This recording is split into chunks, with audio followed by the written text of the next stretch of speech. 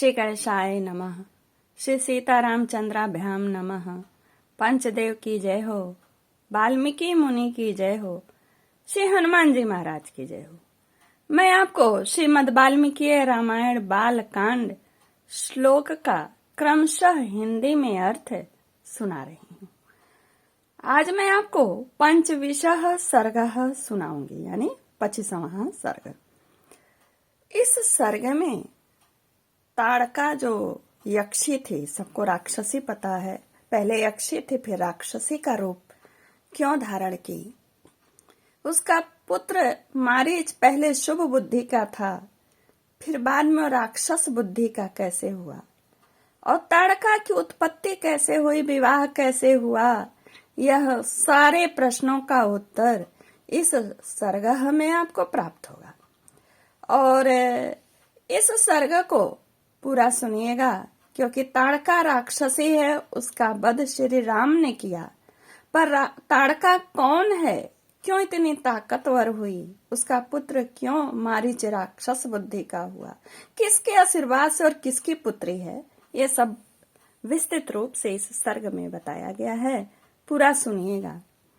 पंचविशः सर्गः।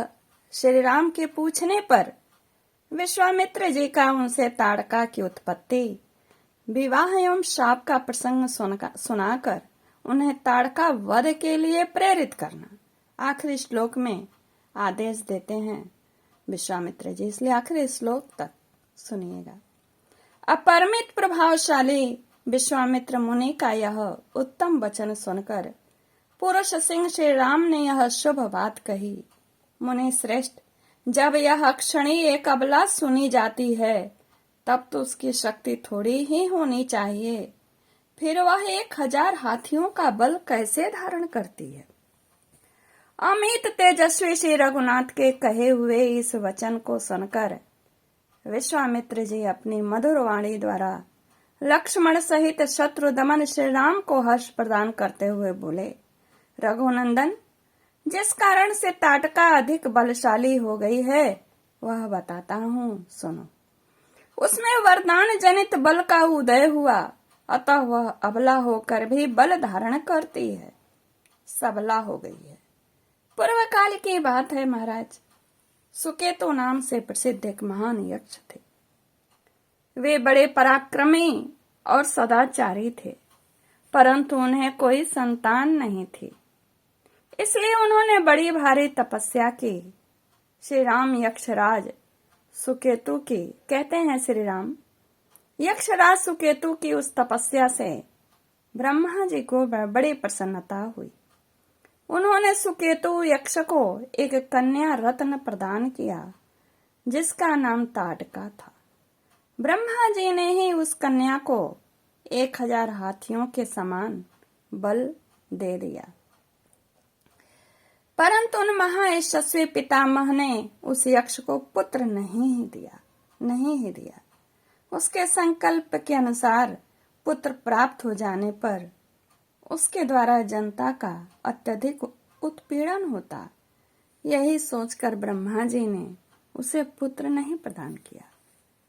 और यह धीरे धीरे जो यक्ष बालिका थी बढ़ने लगी और बढ़कर रूप यौवन से सुशोभित होने लगी। उस अवस्था में सुकेतु ने अपनी उस यशस्विनी कन्या को जम्बूपुत्र सुंद के हाथ में उसकी पत्नी के रूप में दे दिया, यानी सुंद की पत्नी ताड़का थी।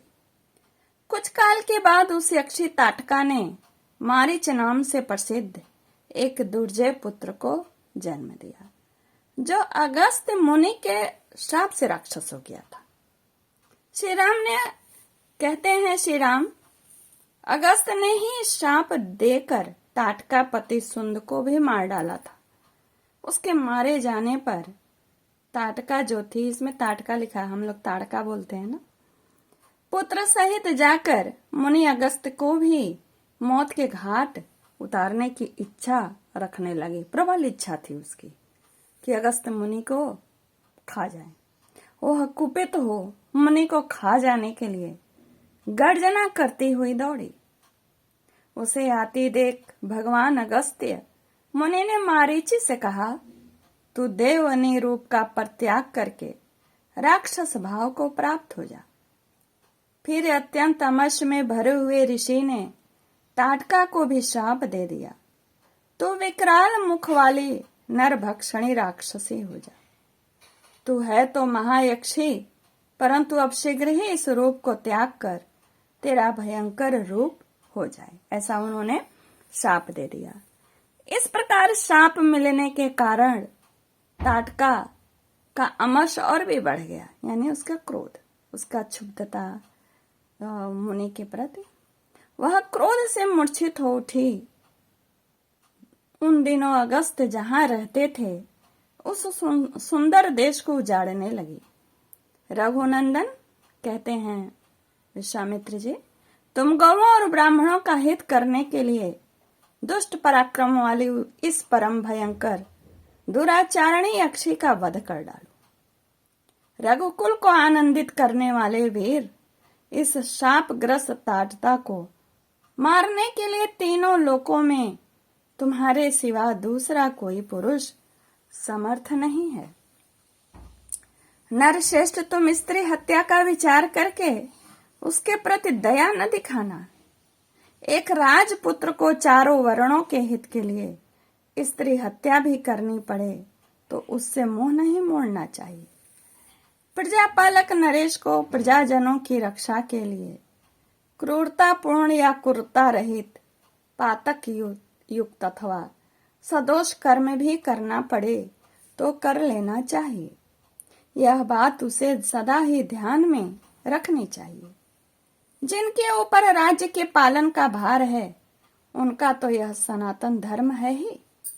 ककूत स्थल कुलनंदन ताटका महापापनी, उसमें धर्म का लेश मात्र भी नहीं है, धर्म नहीं है, अतः उसे मार डालो। नरेश्वर, सुना जाता है कि पूर्व काल में विरोचन की पुत्री मंथरा सारी पृथ्वी का नाश कर डालना चाहती थी। उसके इस विचार को जानकर इंद्र ने उसका वध कर डाला। श्री राम, प्राचीन काल में शुक्राचार्य की माता तथा भृगु की पतिव्रता पत्नी त्रिभुवन को इंद्र से शून्य कर देना चाहती थी। यह जानकर भगवान विष्णु ने उसको भी मार डाला और इस तरह वह समझा रहे थे कि स्त्रियों के वध का कोई पाप नहीं होता। इन्होंने तथा ने बहुत से महामनस्वी पुरुष प्रवर राजकुमारों ने पाप चारण स्त्रियों का वध किया है। नरेश्वर, अब तुम भी मेरी आज्ञा से दया अथवा घृणा को त्याग कर इस राक्षसी को मार डालो। इस प्रकार आपको मैंने 25वें सर्ग में ताड़का के समस्त इतिहास को सुनाया। पूरा सुना करें, बहुत ही अद्भुत जानकारी रहती है। इस प्रकार श्री वाल्मीकि निर्मित आश्रम